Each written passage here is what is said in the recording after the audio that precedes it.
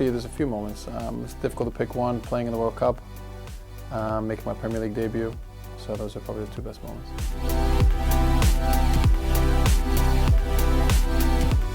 I watch trash TV, I guess, you know, things you know, I probably shouldn't share, but you know, my wife and I are into, you know, just trash TV that you know, keep us really relaxed. Well, I watch Housewives of Beverly Hills, so we watch shows like that. You know, it's stupid, but she likes it, so I do it for her, really.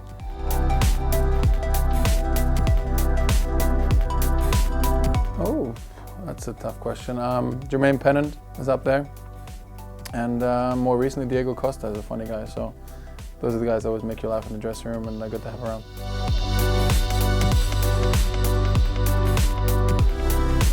Tough call. Few candidates, but John Obi Mikel has got the worst dress sense. Just some really bad gear.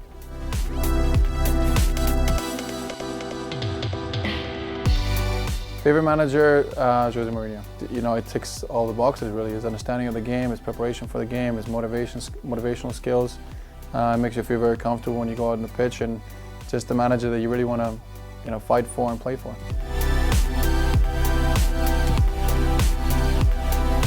Being born in 1987, and maybe I'd go back to the 60s or 70s and see what life was maybe back in life was like in those days, just to see how my parents and everyone like that grew up.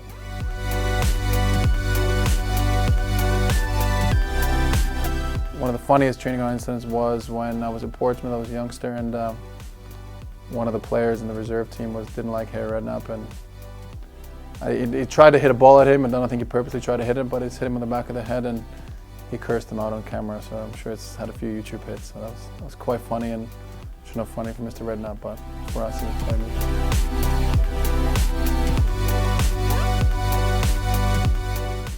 I sit next to Nemanja Matic and Ruben Loftus-Cheek in the dressing room. I'm very good friends with Nemanja, so it's good to sit next to him. We have Branislav Ivanovic on the other side of us, so the three of us get along really well. So they've put us together in the dressing room, which is nice.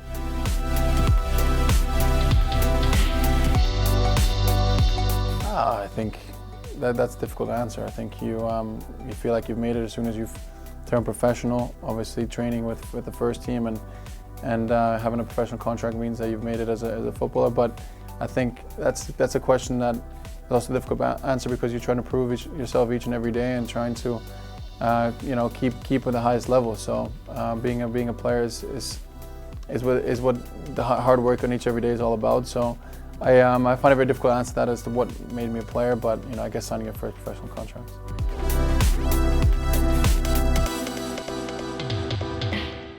Probably Eden Hazard. I mean, you know, he's just got God-given talent. You know, some of the stuff that he can do and the skills that he has are something you can only imagine of doing and dream of doing, and seeing players do that. So that's what makes him one of the world's best players.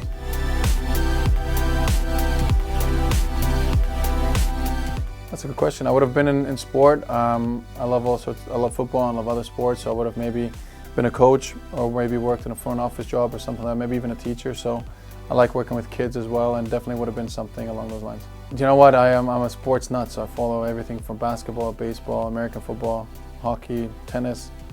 So that's all I pretty much watch. So I like all different sports. I grew up in Canada, so in the winter we didn't get a lot of chance to play football, and I had to do other stuff to keep me fit and active, and I really got into basketball, and actually really enjoyed it as well. But once I got to the age of 14, I gave up everything else to focus solely on football.